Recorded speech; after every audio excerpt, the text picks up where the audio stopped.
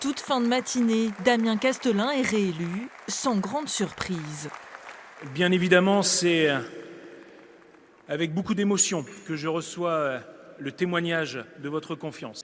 Mais l'attente fut plus longue que prévu en raison d'une suspension de séance. Monsieur, je ne vous donne plus la parole. Il me semblait important que les élus de cette Assemblée puissent prendre connaissance de ce rapport de la Chambre régionale des comptes. Un rapport qui dénonce l'emménagement de la MEL dans les nouveaux locaux du Biotope, sujet qui, pas plus que la mise en examen de Damien Castelin, n'a fait changer d'avis ses soutiens, comme le groupe PS, qui donne toutefois un avertissement.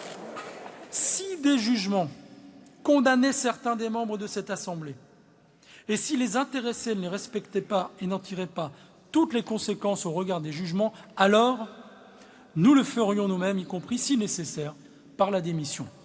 Un choix clientéliste selon les adversaires de Damien Castelin, comme le maire de Mons-en-Barœul, Rudy Elgest, qui aurait préféré que les électeurs votent directement pour leur président. C'est un mode d'élection qui laisse finalement la place aux petits arrangements d'arrière-cuisine, finalement des choses que les électeurs ne veulent plus.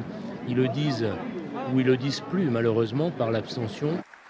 Élu avec une confortable majorité, Damien Castelin a fait le choix pour ce mandat de ne plus partager les vice-présidences avec l'opposition. Force est de constater, et vous l'avez vu, les critiques, les appels de Warneton, etc.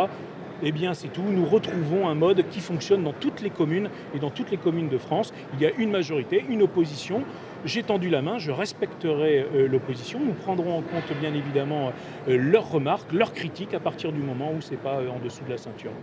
Pour la troisième candidate, Pauline Ségard, élue verte, cet exécutif est un symbole de la politique d'avant, avec peu de changements de personnalité et encore moins de femmes qu'en 2014.